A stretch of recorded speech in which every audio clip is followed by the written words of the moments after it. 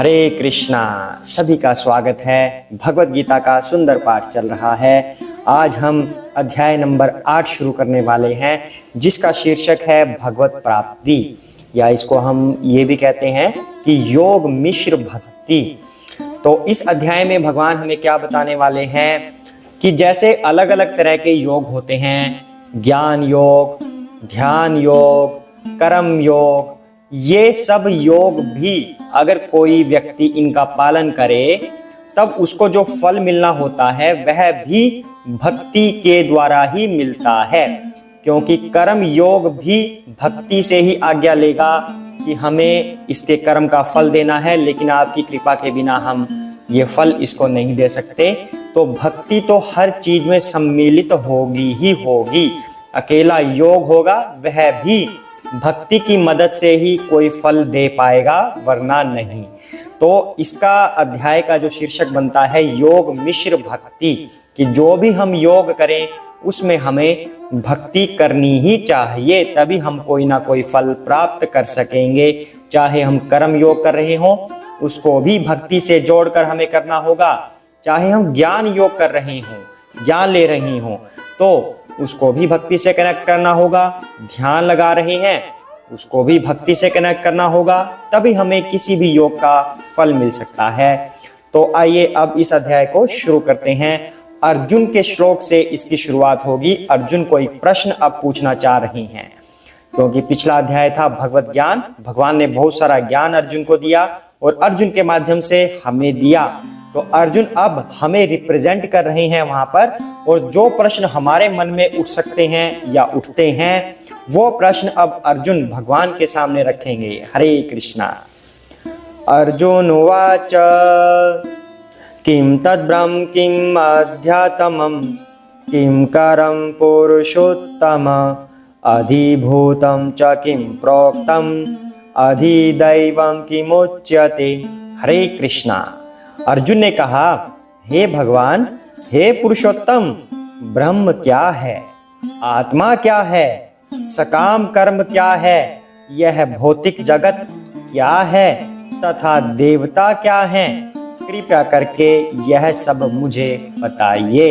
हरे कृष्णा। अब भगवान ने इतना सारा ज्ञान अर्जुन को अभी तक दिया है, तो अर्जुन को बिल्कुल समझ नहीं पड़ रहा कि क्या करना चाहिए, क्योंकि अर्जुन पहले ही उलझन में फंसे हैं इस युद्ध की, कि सामने उनके पिता गुरु द्रोणाचार्य, उनके कुटुंबी सब खड़े हैं, तो कैसे उनसे युद्ध किया जाए। ऊपर से भगवान श्री कृष्ण ने इतना सारा ज्ञान दे दिया अर्जुन को।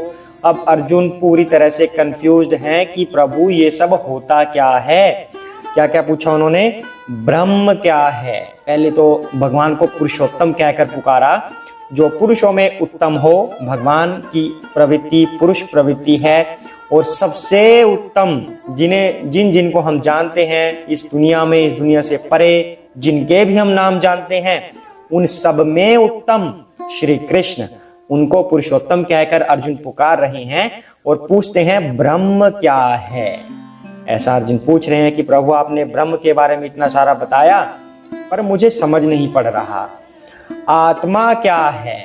अब आत्मा का इतना सारा ज्ञान दिया, सांख्य ज्ञान दिया भगवान ने, आत्मा कभी जन्म नहीं लेती, मरती नहीं है, बहुत सारा ज्ञान दिया, जलाया नहीं जा सकता, भिगोया नहीं जा सकता, वायु द्वारा सुखाया नहीं जा सकता, पर फिर भी अर्जुन को पता नहीं चल पा रहा कि आत्मा है क्या।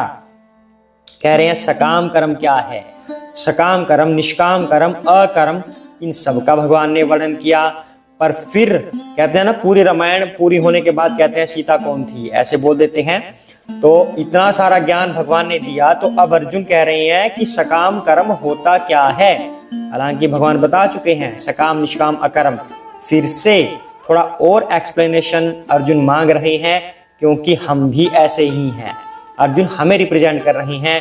बहुत कुछ जानने के बाद भी हम कंफ्यूज रहते हैं, हम उसका और एक्सप्लेनेशन चाहते हैं हमेशा, कि और थोड़ा समझाइए, समझ नहीं पड़ा। ऐसे ही अर्जुन कह रहे हैं सकाम कर्म क्या है प्रभु, यह भौतिक जगत क्या है। बार बार ये चर्चा आ रही है, भौतिक जगत, आध्यात्मिक जगत। कैसे आध्यात्मिक जगत क्या होता है, भौतिक क्या होता है, नहीं समझ पड़ रहा। इतना सारा ज्ञान आ गया, लेकिन फिर से कंफ्यूज्ड, हे प्रभु भौतिक जगत क्या है तथा देवता क्या है। अब भगवान ने ये कहा है यहाँ पर कि जो व्यक्ति सभी देवताओं का भी नियामक मुझे जानता है, वह मृत्यु के समय मुझको जान पाता है और समझ पाता है। तो अर्जुन कह रहे हैं कि प्रभु देवता होता क्या है, कहां से आते हैं ये देवता, मतलब देवता क्या है। अर्जुन अब एक्सप्लेनेशन मांग रही हैं, कृपा करके यह सब मुझसे कहिए, मुझे बताइए प्रभु इन सब का भेद क्या है, ये सब क्या होता है जिसका आपने मुझे ज्ञान दिया है अभी तक। तो अब आगे अर्जुन और सवाल पूछ रहे हैं।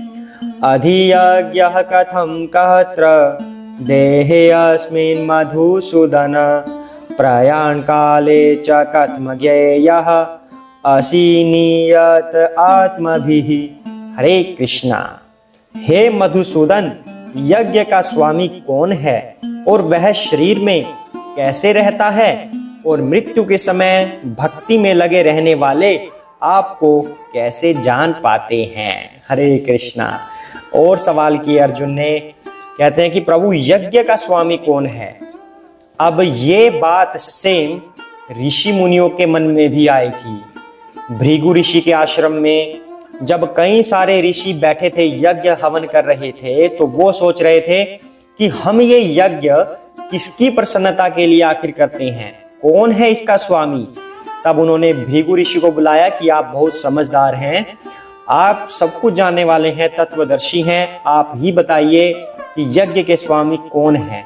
तब भृगु ऋषि ने पता लगाया था अपनी बुद्धि से, ब्रह्मा विष्णु महेश तीनों की उन्होंने परीक्षा ली थी और कंक्लूजन निकाला था कि भगवान कौन है, यज्ञ का स्वामी कौन है। लेकिन हम श्री कृष्ण के श्रीमुख से ही इसका उत्तर जानेंगे। हालांकि इस पाठ में ये पहले चर्चित हो चुका है, फिर भी आज हम इसका कंक्लूजन नहीं बताने वाले। दोबारा से आप अपने दिमाग के घोड़े दौड़ाइए कि कौन है यज्ञ के स्वामी, और उसके बाद श्री कृष्ण के श्रीमुख से हम सुनेंगे यज्ञ के स्वामी कौन है, भृगु ऋषि ने किन्हें स्वामी जाना था। और कहते हैं कि वह शरीर में कैसे रहता है, जो यज्ञ का स्वामी है वह हमारे शरीर में भी रहता है। हमने क्या जाना अभी तक, शरीर 5 एलिमेंट से बनता है, सूक्ष्म शरीर भी इसके अंदर होता है, मन बुद्धि अहंकार आत्मा भी इसमें होती है। अब एक नई एंटिटी के बारे में अर्जुन बात कर रही हैं कि यज्ञ का जो स्वामी है वह शरीर में भी रहता है। तो वह कैसे रहता है प्रभु, कैसे रहता है, और मृत्यु के समय भक्ति में लगे रहने वाले आपको कैसे जान पाते हैं।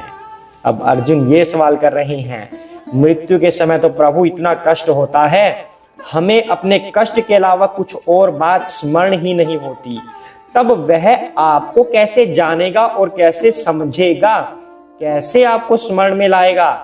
अब ये प्रश्न अर्जुन के बहुत ही महत्वपूर्ण हैं और ये हमारे भी प्रश्न होते हैं। कैसे कैसे, आत्मा क्या है, जीव क्या है, हमारा लक्ष्य क्या है जीवन में, और यज्ञ जिसकी प्रसन्नता के लिए हम यज्ञ करते हैं आखिर वो है कौन, और वो हमारे शरीर में भी विद्यमान है तो कैसे हैं। मृत्यु के समय हम आपको कैसे जान सकते हैं, कैसे आपका स्मरण कर सकते हैं, क्योंकि ये कहा गया है कि जो व्यक्ति मृत्यु के समय प्रभु का चिंतन कर लेता है, प्रभु का नाम उच्चारण कर लेता है, वह कभी भी यमराज के द्वार नहीं जाता, वह हमेशा भगवान के परम धाम जाता है। तो अर्जुन कह रहे हैं कि आखिर ये होगा कैसे, कैसे हम आपको उस समय पर जान पाएंगे, आपका स्मरण कर पाएंगे। तो श्री कृष्ण अब अर्जुन के इन सभी प्रश्नों का उत्तर देने वाले हैं, लेकिन वो सभी उत्तर हम आज नहीं जानेंगे, वो सभी उत्तर हम नेक्स्ट एपिसोड में जानेंगे। तो आज के लिए हम इतना ही करते हैं। अर्जुन के जो ये प्रश्न हैं इनको अपने मन में बिठाइए, और आपके भी ये प्रश्न होने चाहिए, तभी हमें इनके उत्तर मिलते हैं। तो आज हम यहीं पे विराम देते हैं। हरे कृष्णा।